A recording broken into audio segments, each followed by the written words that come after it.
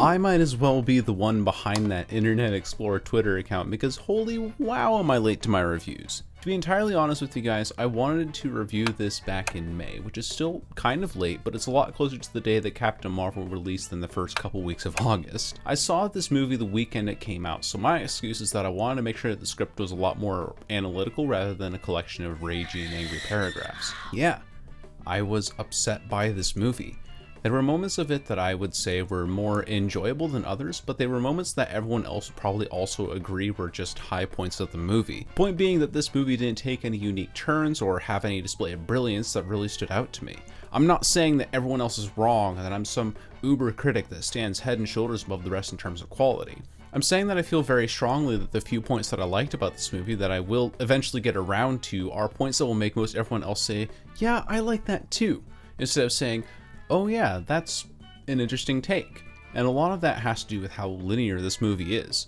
I like weird movies, and I especially like movies that warrant another viewing to fully grasp what they're all about, namely Shutter Island and the Grand Budapest Hotel.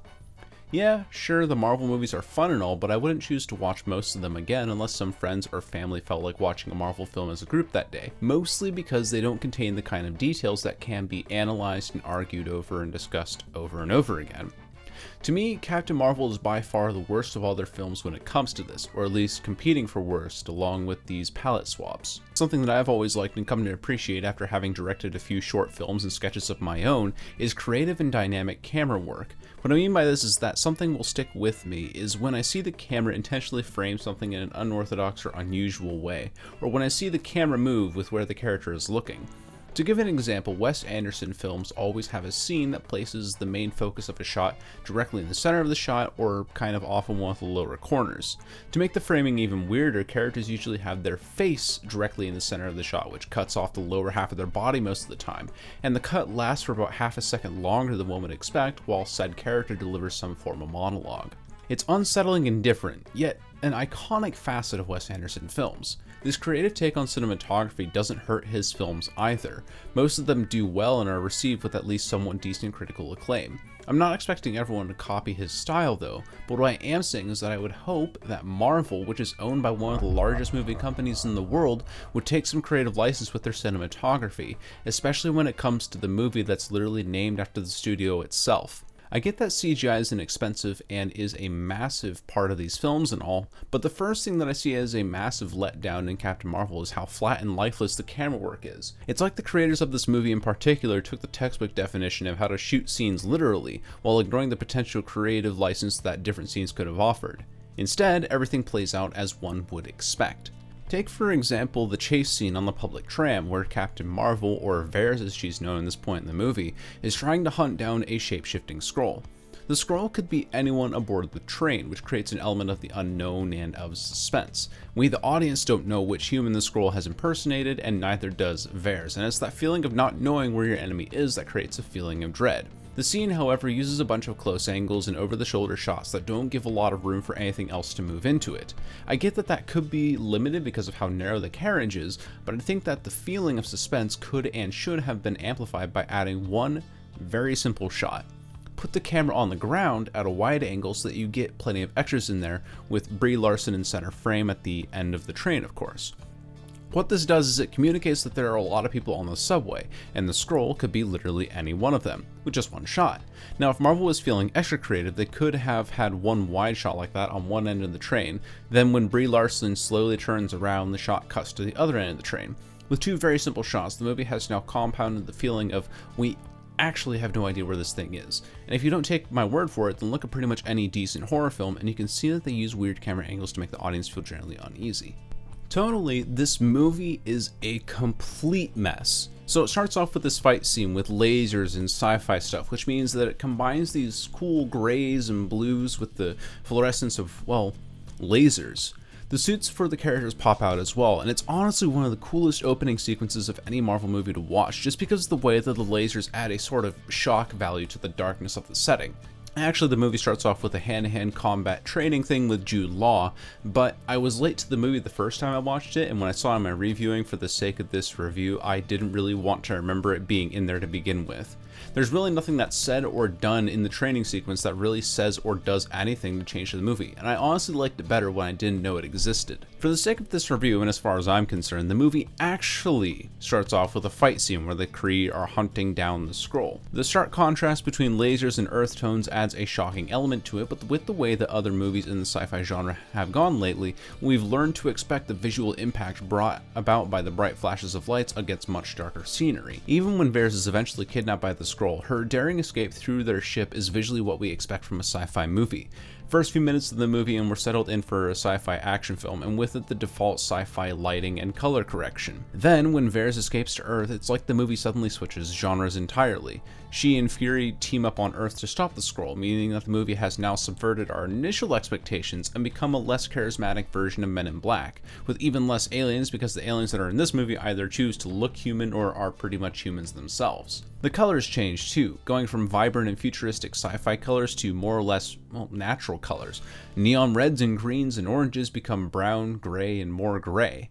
It's a visual separation between Earth and the Kree, sure, but the movie is set up to and eventually follows through on having both worlds meet. When the dominant neons are clashing with the more natural colors from Earth, some characters look severely out of place at times, and I owe that largely to the fact that the movie tries to find some middle ground in color correction that simply doesn't and should not exist. No movie is perfect when it comes to their camera work though. Even my favorite movies have issues with really terrible cinematography at times, and I can make any movie sound bad if I nitpicked at every last visual aspect of it. The difference between those movies and this movie though is that my favorite movies have elements that they deliver on well enough to the point where they distract from their own visual flaws. Captain Marvel on the other hand has nothing that stands out to me. Aside from the opening fight sequence, I'd venture far enough to say that damn near everything in this movie irritates me to the point where even the lazy camera work pisses me off. We have two characters talking, have them at a medium with over-the-shoulder cuts and in the occasional close-up if necessary. Fight scene, shaky handheld camera that follows the movement. Every kind of shot that you'd expect to see and have in this movie is delivered onto a T.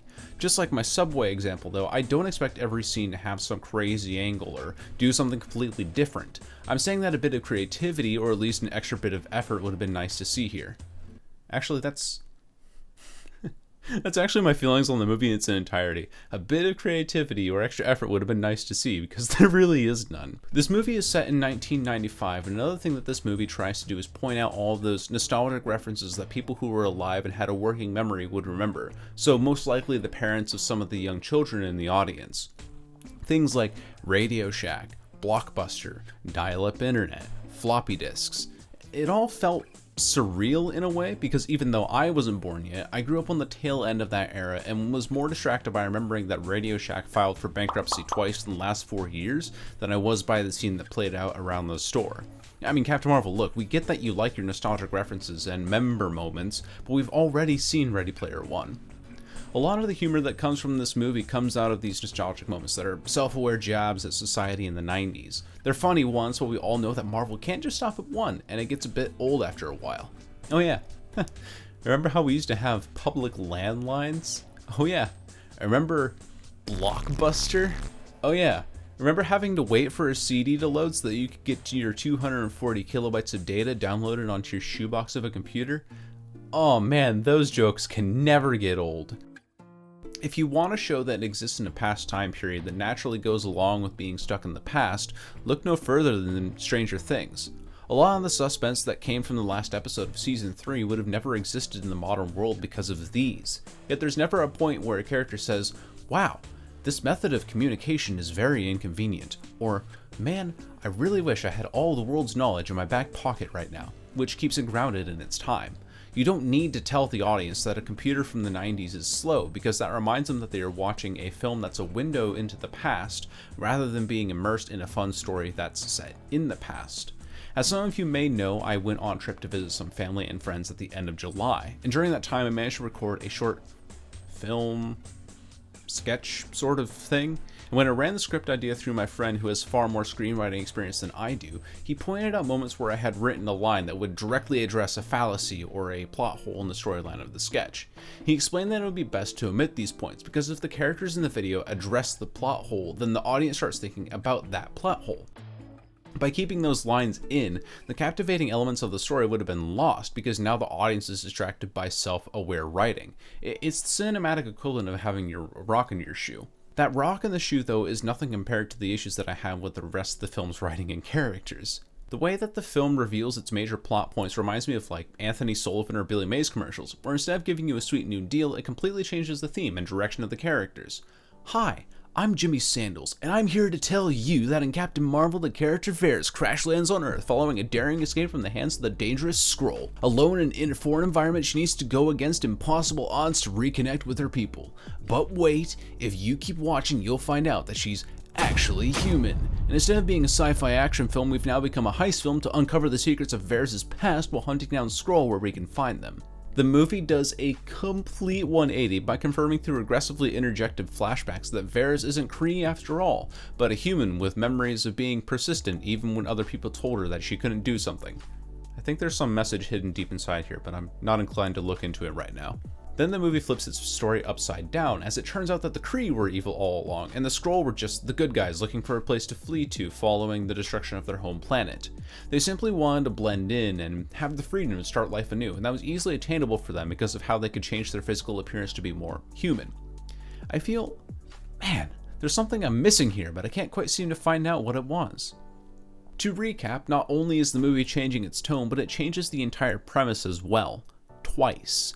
The most disappointing thing about all of this is the way that the movie handles its villains. So Ben Mendelsohn is a fantastic actor that I think plays a great villain character in the movies that he's in. If you want someone to look and act evil and diabolical, then Ben's your Mendelsohn. He was in the perfect position to be evil, was a legitimate threat to Captain Marvel, and then the movie throws that all away by having Carol change her mind on the flip of a coin based on evidence that she gained through a proxy. This change makes Jude Law the villain, obviously, but Jude Law's character Jan Rog isn't convincing at all as a villain, for a myriad of reasons, and a lot of them have to do with how Captain Marvel's character is written. So I mentioned a few minutes ago that Carol had to escape through the Skrull ship, which she managed to do while handcuffed, but she had been defeated by ambush to lead to her capture. When she arrives on Earth, the Skrull threat of ambush is still very much there, and with Talos being able to make the strides that he does to get to Carol, the feeling of danger is consistently present as well. Who else could be a Skrull? Will Carol get captured again and defeated even worse this time? She barely escaped last time after all.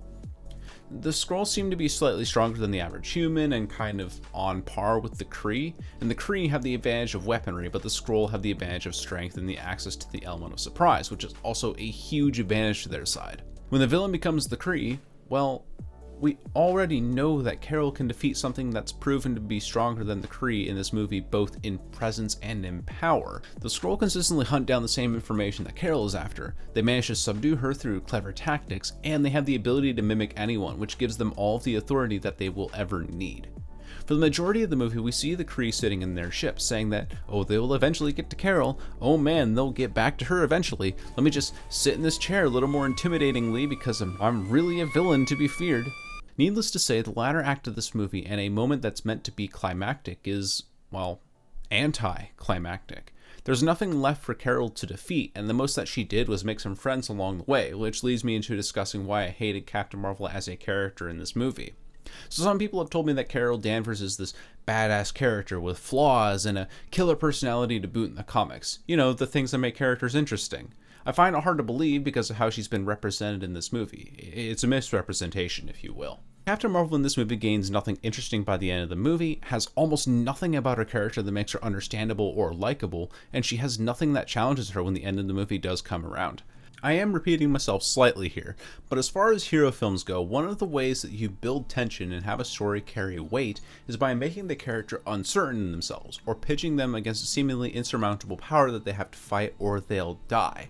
Plus, the uncertainty becomes a bit of character development that we can follow along with easily. It's a formulaic way to write, but it works when you give a character flaws and have interesting side characters to back it up. One of the worst things that you can do is give the main character everything they need in a movie before they realize that they need it, because by the time a need arises for the thing that they've received, we the audience already know that they will be able to use that thing with absolute confidence.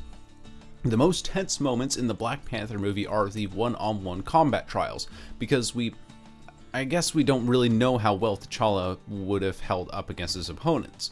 We already knew he was invincible with the suit on, so when he has it on in those scenes, while some are pretty cool visually, the tension is kind of lost because we know that he's destined to win that fight. It's really only a matter of when. Now imagine that predestination, but the character consistently demonstrates that she will destroy anything at will without regret instantaneously and is invincible all the time. The only reason that the movie is padded out for as long as it is because the main character suffered amnesia upon receiving her powers and needs to spend the movie figuring out how to gain her memory back. I'm pretty sure I wrote a fanfiction with the same premise when I was 15.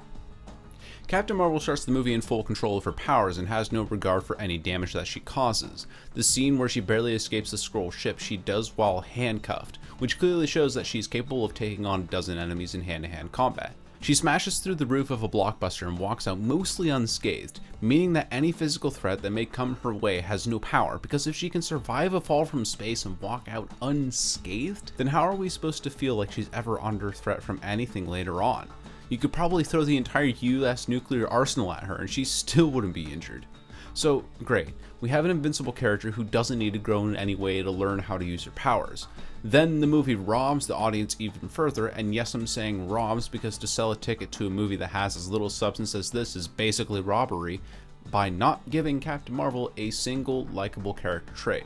And hell, I'd even go as far to argue that she's more of a villain than an actual hero.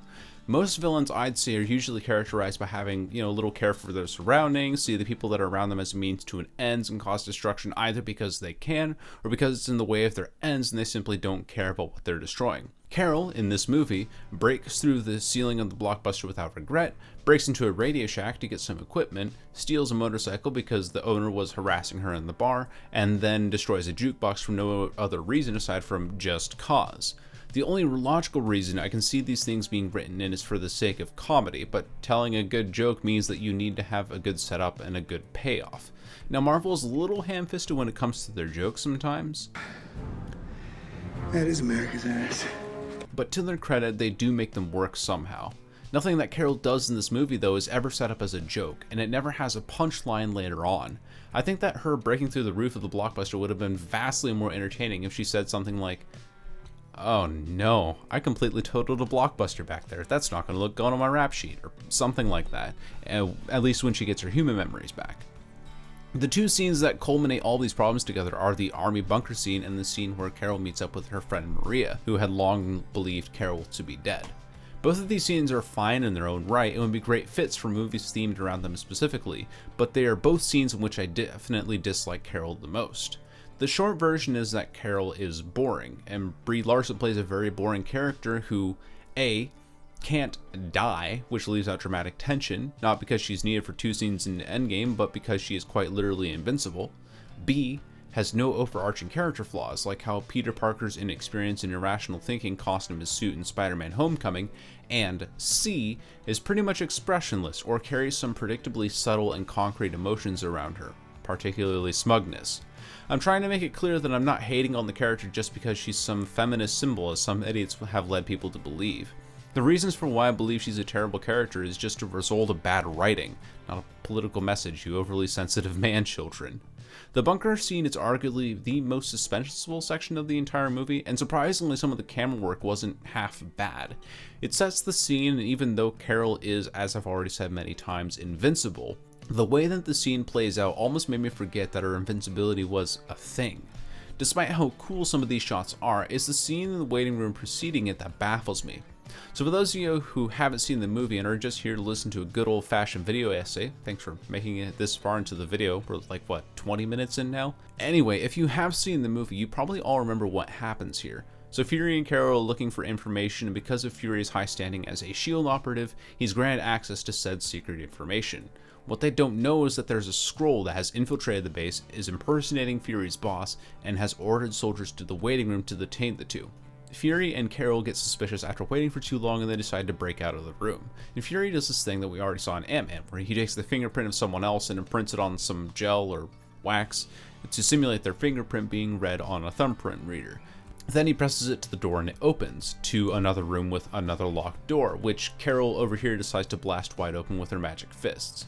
It's not really even funny at the expense of Fury. It's just frustrating because once again we're heavily reminded that Carol can and will destroy anything that she can at will, just because, sure, the scenes that follow are intense and Samuel L. Jackson delivers a great performance at this point in the movie, but there's that nagging feeling in the back of my head that tells me that if Carol was really true to her character, she would destroy everything in her path to get what she wants, because she's already proven that she's not afraid of the consequences.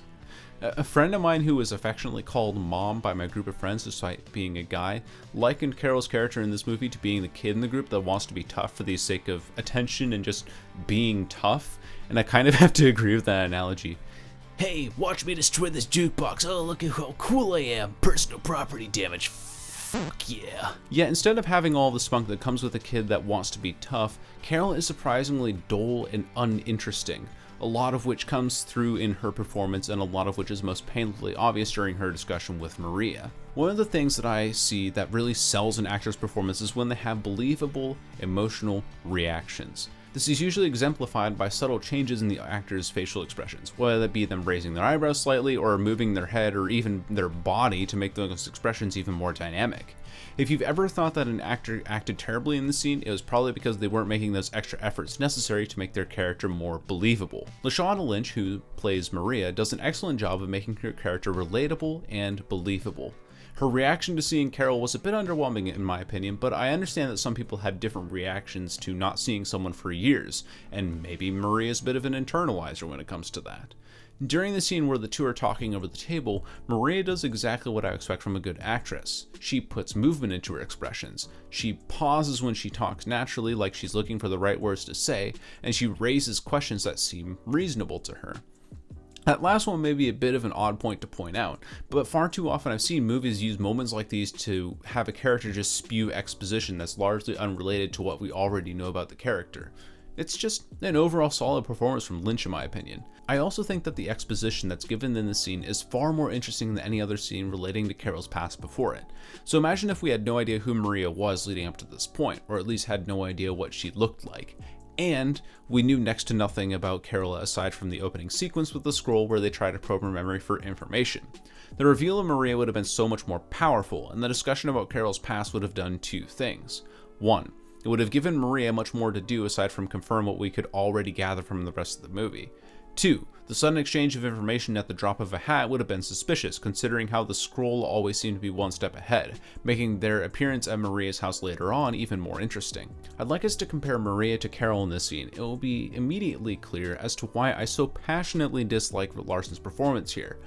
Carol seemed to be so set on being the tough character that when Maria's story starts to take on a rather depressing turn, Carol seems slightly sad, I guess? Point being that her expression is largely unchanged, and she has very little dialogue to supplement the scene. You could probably tell Carol that her dog died, and the saddest look she'd be able to muster would be this. We have no idea what's going on through her head in this scene. Is she upset? Is she saddened by this news? Does this change in information anger her, perhaps? You tell me what you can glean from this look.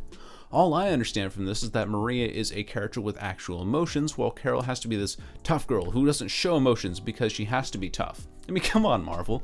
Nobody thinks that showing emotion equates to weakness, aside from terribly written villains and bullies in the 5th grade.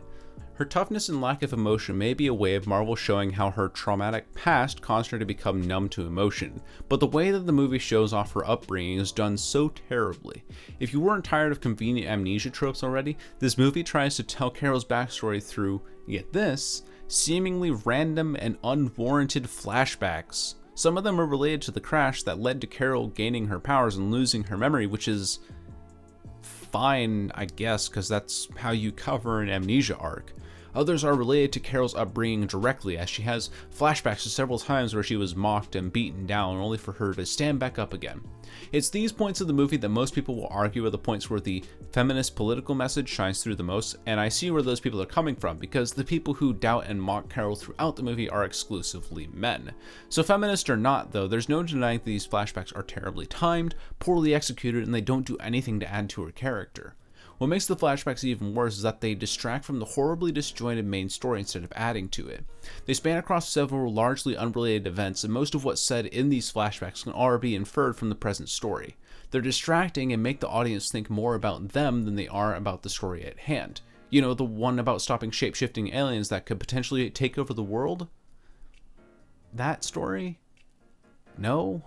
As a matter of fact, all that the flashbacks do is tell us that Carol has had many moments in her life where she's been knocked down by her male peers and stood back up against them in defiance. It tells a story of persistence, which is a basic human quality that the extras in Spider-Man also happen to share. You mess with one of us, you mess with all of us! I'd personally be concerned for her though in the flashback where she was something around 12 and someone said that she shouldn't go too fast in the go-kart, and I agree with them. The government of Taiwan actually deemed them illegal following a death at one of the go-karting locations and effectively shut down that entire business avenue because of it. Go-karts are freaking dangerous, man. At the end of the day, I think what frustrates me the most is that this character is clearly meant to be the spearhead for Marvel's brand, seeing as she's named after the company itself. But the movie is so subpar and mediocre that it's hard to believe that Sony wasn't the one behind it instead. After all, the general audience agrees that a CGI cat stole the show in a movie that's about an all-powerful superhuman, then you've very clearly done something wrong. Well, that's the end of the video. The rest of this is just me talking about links and stuff you can check out because, hey, if you're in dire need of more content, I can be your supplier, wink wink. I stream a variety of games a couple of times a week over on Twitch. You're gonna get me killed! You got me killed, Sam! My friends and I run a podcast called Half Past Eventually where we talk about our thoughts on video games and movies. But now get this, your mom's the villain. Oh, wait, hold up. And I have a public Discord that's, well, let's say it's a work in progress, but hey, if you want to contact me, that's, that's the way to do it. Of course, if you like my content, have something to say, and want to be updated on when I do upload, then these 3 options should be incredibly useful to you. And that's all I have for this one. Thank you all so much for watching. I hope you all have a great day, night, or space cycle, depending on when and where you watch this video, and I will see you on the flip side. Goodbye.